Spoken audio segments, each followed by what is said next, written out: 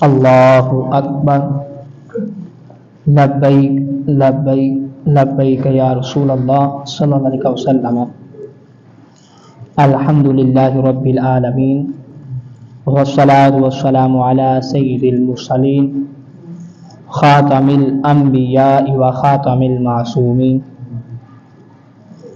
سامعین کرام، آج جس موضوع پر آپ حضرات کے سامنے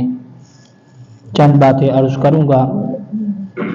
وہ ہے نماز کا بہت ہی اہم رکن، کہ نماز کے اندر پیارے محبوب علیہ الصلوۃ والسلام کا طریقہ کار،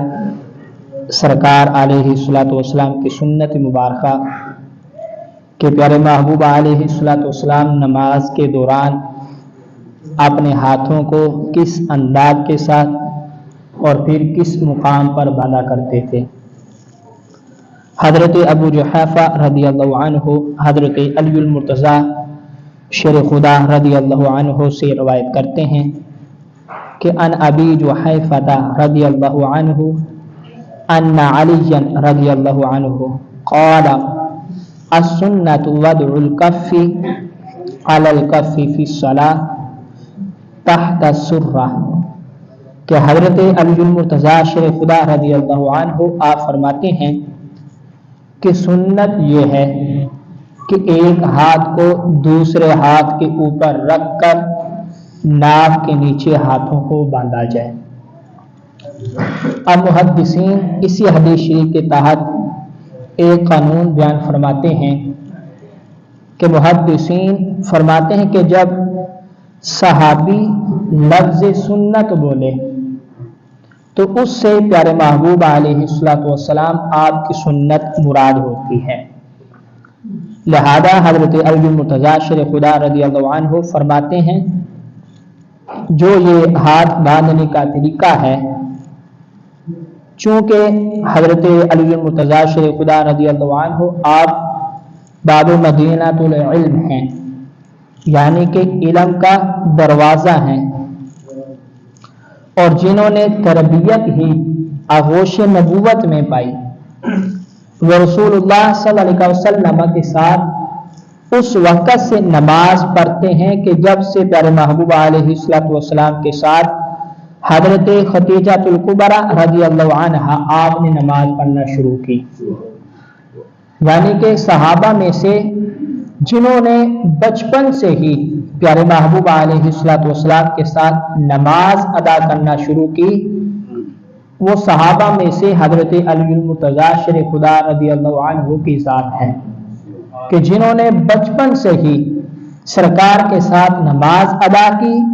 اور پیارے محبوب علیہ الصلوۃ والسلام کے ہر عمل کو دیکھتے رہے کہ سرکار کس انداز کے ساتھ، کس طریقے کے ساتھ نماز ادا فرمایا کرتے تھے۔ تو سامعین کرام، اس کے علاوہ اور بھی محدثین نے مختلف احادیث کی کتب کے اندر پیارے محبوب علیہ الصلوۃ والسلام کی سنت کو ذکر فرمایا ہے۔ ان میں سے ایک بہت بڑے صحابی جن کی تمام صحابہ کے مقابلے کے اندر جنہوں نے سب سے زیادہ احادیث کو ذکر فرمایا ہے، یعنی کہ دوسرے صحابہ نے بھی جو احادیث کو ذکر فرمایا، کسی نے کچھ احادیث کو ذکر فرمایا، کسی نے کچھ احادیث کو ذکر فرمایا، دوسرے صحابہ کے مقابلے میں سب سے زیادہ احادیث کو ذکر فرمانے والے صحابی رسول حضرت ابو ہریرہ رضی اللہ عنہ آپ سے مروی ہے، اور آپ اس انداز کے ساتھ ذکر فرماتے ہیں پیارے محبوب علیہ الصلوۃ والسلام کا عمل شریف، کہ آپ فرماتے ہیں اخذ الاکف علی الکف فی الصلاۃ تحت السرہ،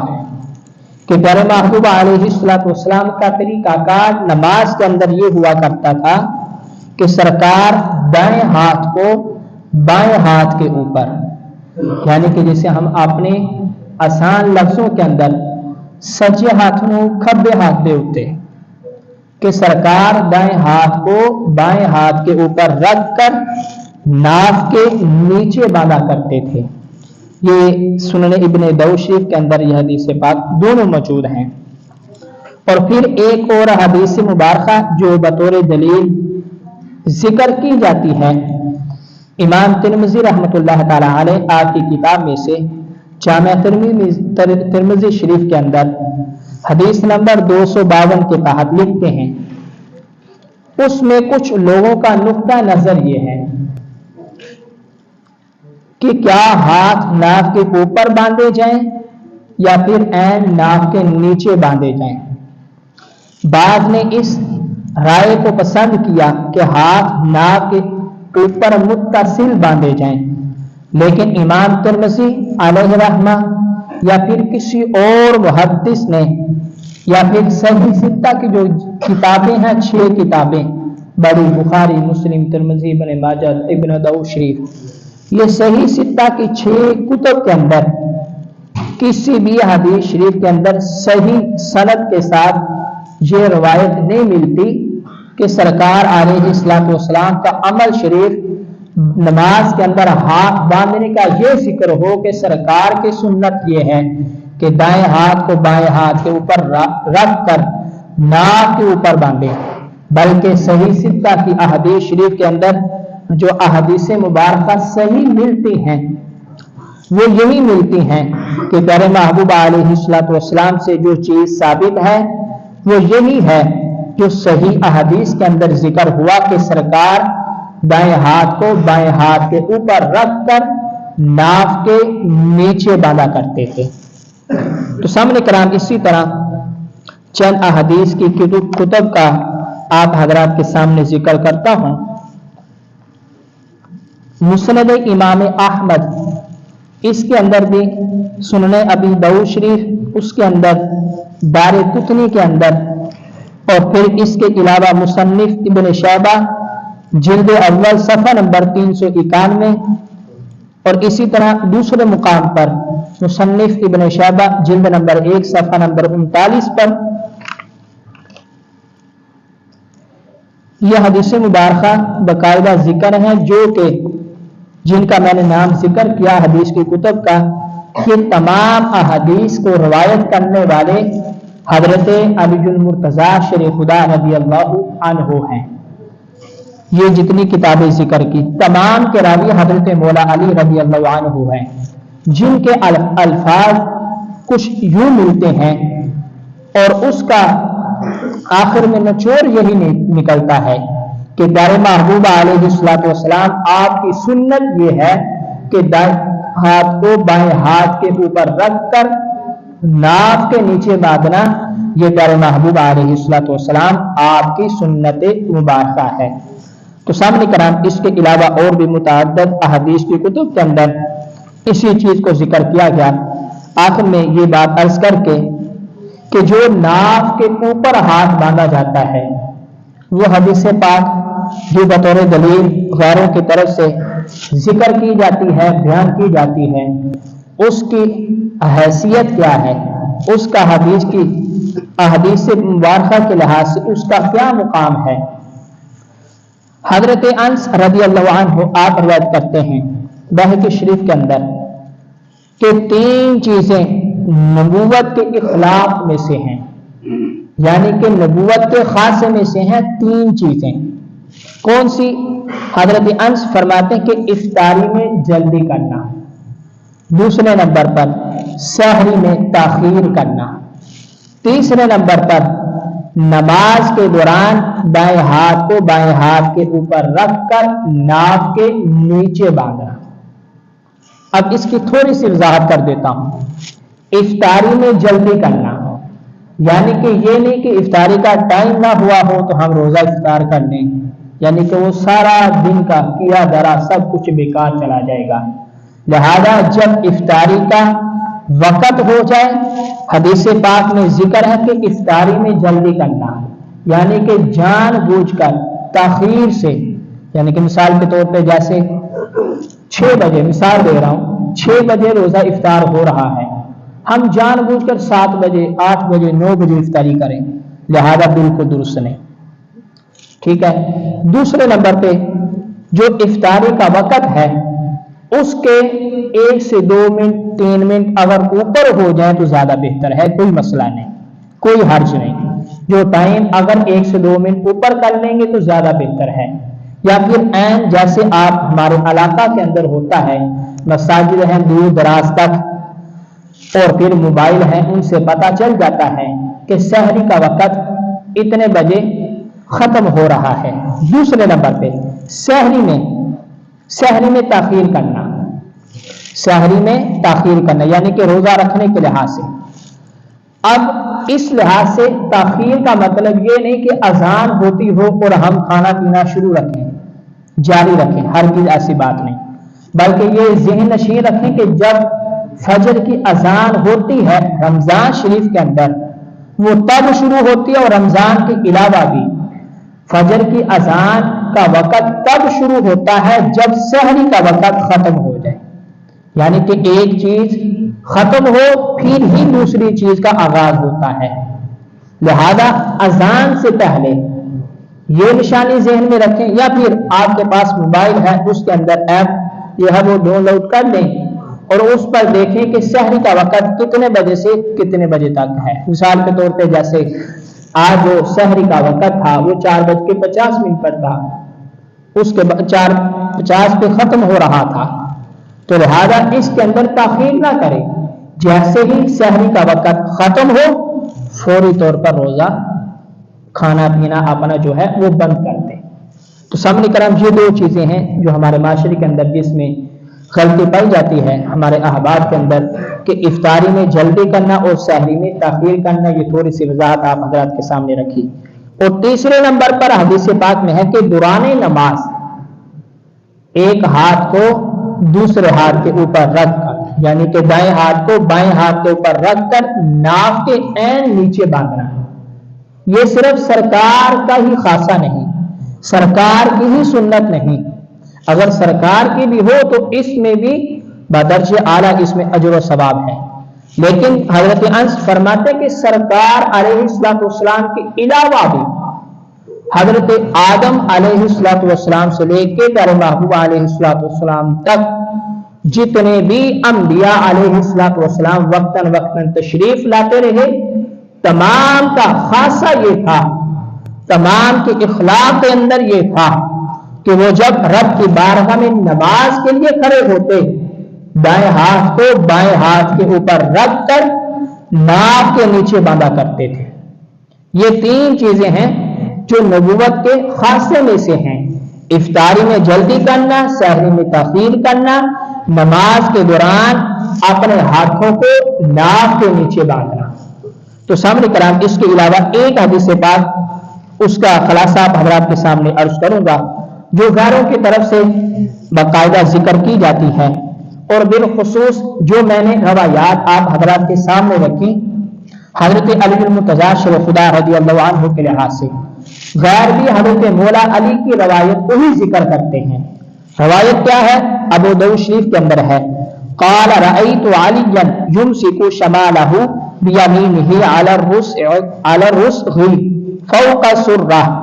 کہ حضرت ابن جرید رضی اللہ عنہ نے فرمایا کہ میں نے دیکھا حضرت علی مرتضیٰ شرف خدا رضی اللہ عنہ نماز کے دوران دائیں ہاتھ کو بائیں ہاتھ کے اوپر رکھ کر ناف کے اوپر باندھا کرتے تھے، جس سے ثابت ہوا کہ ناف کے اوپر ہاتھ باندھنا سنت ہے، نہ کہ ناف کے نیچے باندھنا۔ یہ حدیث پاک غیروں کی طرف سے باقاعدہ دلیل کے طور پر وہ پیش کرتے ہیں۔ اب اس لحاظ سے محدثین فرماتے ہیں کہ پہلے نمبر پہ یہ حدیث پاک وہ لوگ مکمل بیان نہیں کرتے، یعنی کہ اپنے مطلب کی آدھی بات بیان کرتی آدھی کو چھوڑ دیا۔ اب مکمل کیا ہے؟ وہی حدیث پاک ہے، اس کے اگلے الفاظ کیا ہیں کہ قال ابو داؤد روا عنہ سعید بن جبیر فوق السرۃ وقال ابو جلاد تحت السرۃ وروی عن ابی ہریرہ رضی اللہ عنہ، کہ ابو داؤد شریف کے اندر جو یہ حدیث پاک بطور دلیل غیر لوگ جو ہیں غیر مقلدین وہ پیش کرتے ہیں، اس کی حیثیت حدیث کے اندر یہ ہے کہ اس حدیث کو اپنی کتاب کے اندر ذکر کرنے والے جو محدث ہیں ابو داؤد شریف کے اندر، وہ فرماتے ہیں کہ سعید ابن جبیر رضی اللہ عنہ روایت کرتے ہیں کہ ناک کے اوپر ہاتھ باندھنا یہ سنت ہے۔ اسی حدیث کے اگلے الفاظ یہ ہیں کہ حضرت ابو جلال رضی اللہ عنہ روایت کرتے ہیں کہ ناک کے نیچے ہاتھ باندھنا یہ سنت ہے۔ اور پھر سب سے زیادہ احادیث کو ذکر فرمانے والے حضرت ابو ہریرہ رضی اللہ عنہ آپ فرماتے ہیں کہ ناک کے نیچے ہاتھ باندھنا یہ سنت ہے۔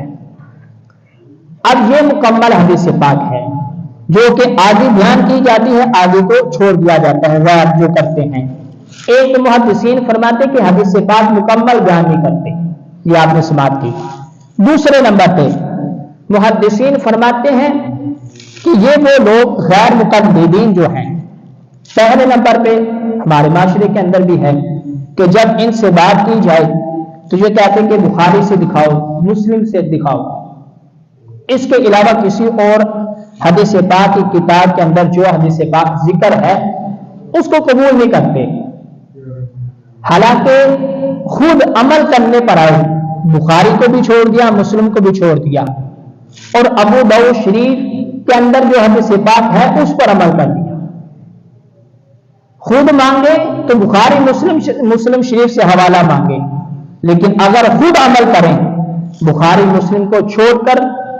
اور صحیح ستہ کی جو کتابیں ہیں ان میں سے ابو داؤد شریف جو ہے اس پر عمل کر دیا، حالانکہ یہ بنتا نہیں۔ اگر ایسا کرنا ہے کہ کسی اور معاملے کے اندر اور بھی حدیث کو ذکر کیا جائے، قانون یہ ہے کہ جو بھی حدیث پاک ذکر کی جائے اس کی سند مضبوط ہو، چاہے وہ بخاری کے اندر ہو، مسلم شریف کے اندر ہو، ابو داؤد شریف کے اندر ہو، ترمذی کے اندر ہو، اور اس کے علاوہ جتنی بھی احادیث کی کتب ہیں جن سے علماء اہل سنت احادیث کو ذکر کرتے ہیں، بیان کرتے ہیں، پہلے یہ دیکھنا چاہیے کہ یہ حدیث کس درجے کی ہے۔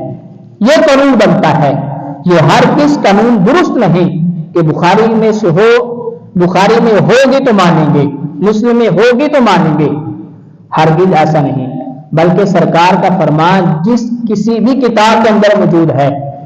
اس کا درجہ دیکھا جائے گا، صحیح ہے، حسن ہے، غریب ہے، اس کی سند مضبوط ہے یا کمزور ہے۔ تیسرے نمبر پہ امام ابن داؤد علیہ رحمہ جنہوں نے اس حدیث شریف کو اپنی کتاب کے اندر ذکر کیا ہے کہ سرکار کی سنت یہ ہے کہ دائیں ہاتھ کو بائیں ہاتھ کے اوپر رکھ کر ناک کے اوپر باندھا جاتا ہے، جنہوں نے حدیث کے اندر احادیث کی کتب کے اندر یہ حدیث پاک ذکر کی وہ خود کر فرماتے ہیں، امام ابن داؤد خود فرماتے ہیں کہ یہ حدیث ضعیف ہے، کمزور ہے، لہذا صحیح حدیث پاک سند کے لحاظ سے اور سرکار کی سنت یہی ہے کہ دائیں ہاتھ کو بائیں ہاتھ کے اوپر رکھ کر ناک کے نیچے باندھنا یہ پیارے محبوب علیہ السلام کی سنت مبارکہ ہے۔ تو سامنے کرام یہ خلاصہ تھا نماز کے اندر پیارے محبوب علیہ السلام آپ کی سنت یہی ہے کہ اس کا طریقہ کار جو آپ حضرات کے سامنے عرض کیا، اور آخر میں یہ بات ذہن رکھیں احادیث کی اور احادیث مبارکہ کے اندر یہ بات ذکر ہے کہ جو ناک کے نیچے ہاتھ باندھے جائیں، دائیں ہاتھ کو بائیں ہاتھ کے اوپر جو باندھا جاتا ہے، اس کا سنت طریقہ یہ ہے جو آپ نے سماعت کیا، اور پھر اس کو کس انداز کے ساتھ باندھا جائے۔ ہمارے کئی حضرات ہیں جو نماز کے اندر ایسے باندھ لیتے ہیں، ایسے باندھ لیتے ہیں، ایسے باندھ لیتے ہیں، حالانکہ حدیث پاک کے الفاظ ہیں اور یہ عربی کے الفاظ بھی ہیں، خنصر، بنصر، وسطی، سبابہ، ابہام۔ حدیث پاک کے اندر ہے خنصر یعنی کہ ہاتھ کی سب سے چھوٹی انگلی دائیں ہاتھ کی، ابہام یعنی کہ انگوٹھا، یہ دو جو انگلیں ہیں ان کو نماز کے دوران اس انداز کے ساتھ باندھے جیسے کلائی کے اوپر گھڑی کو باندھا جاتا ہے۔ سنت یہ ہے سب سے چھوٹی انگلی اس کو اندر کی طرف فولڈ کر دیں اور انگوٹھے کو اندر کی طرف فولڈ کر دیں جیسے گھڑی باندھتے ہیں کلائی کے اوپر، یعنی کہ جنہوں اسی پنجابی گھٹ کہتے ہیں، کلائی کے اوپر یہ اس طرح اس کو جکڑ دیں جیسے گھڑی باندھی جاتی ہے، اور یہ تین انگلیں بنصر، وسطی، سبابہ، یہ 3 انگلیں، چھوٹی انگلی اور انگوٹھے کو چھوڑ کر یہ 3 جو انگلیاں ہیں ان کو ہاتھ کے سامنے کی طرف ظاہر کریں، یہ طریقہ کار ہے۔ سنت طریقہ کہ پہلے محبوب علیہ السلام آپ نے ارشاد فرمایا کہ دائیں ہاتھ کو بائیں ہاتھ کے اوپر اس انداز کے ساتھ باندھ کر ناک کے نیچے باندھنا، یہ سنت ہے۔ تو سامنے کرام بیان کے خالق کائنات جل جلالہ جو کچھ ذکر کیا بیان کیا یاد رکھ کر عمل کرنے کی توفیق عطا فرمائے، آمین۔ وآخر دعوانا الحمد للہ رب العالمین۔